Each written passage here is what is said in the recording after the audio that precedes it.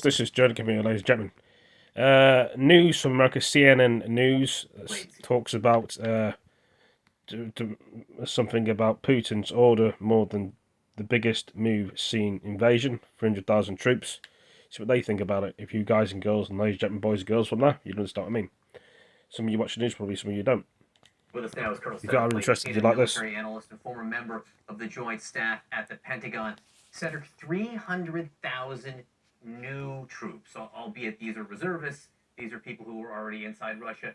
What and where would they make a difference on the battlefield in Ukraine?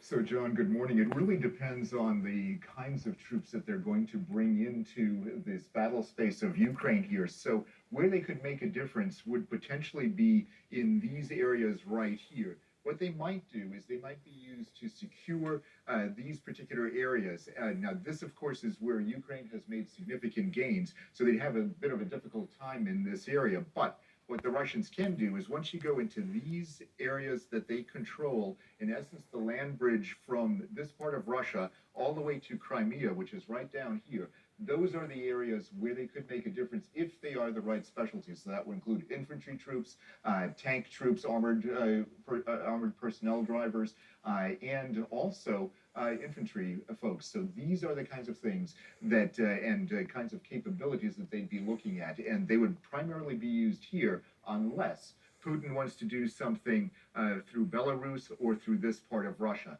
We don't see any movement like that, but those are, of course, possibilities for Russia's movement. Senator, one of the other things that we've heard is that Putin may be extending the troops who are already on service. What would that do to morale? If you're a Russian soldier serving in Ukraine already, in retreat and already there longer than you thought you would be, what would that do to morale if you're told all of a sudden you can't go home? Oh, that destroys morale, John. That's one of the worst things. So, let's take a look, for example, at what would happen in the east. So the Russians are trying to move into this area right here, the town of Bakhmut. And what they would be doing is trying to advance these forces. So you're trying to advance forces who are tired, who have been in this fight for months now, for 7 months or more.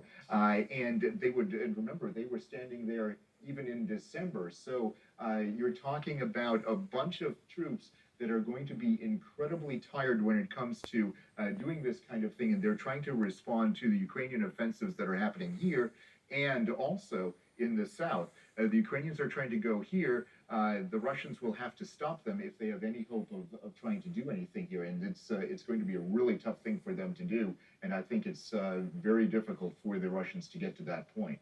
And those reservists alone, too, there are some real questions about their readiness. Exactly, Erica. That's one of the key things. So when you're planning something like this, you want to make sure that you have people who have just left the military, people who have come into specialties that they could potentially use, everything from IT specialists to logistics specialists, which of course they would need a lot of. My feeling is that they're going to have a really tough time filling those ranks and doing it as quickly as they need to. And one of the things you're hearing from NATO officials is they see Well, there we are.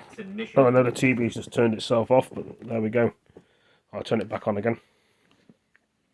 Do apologise. It's a known that happens. Weakness from Russia that they have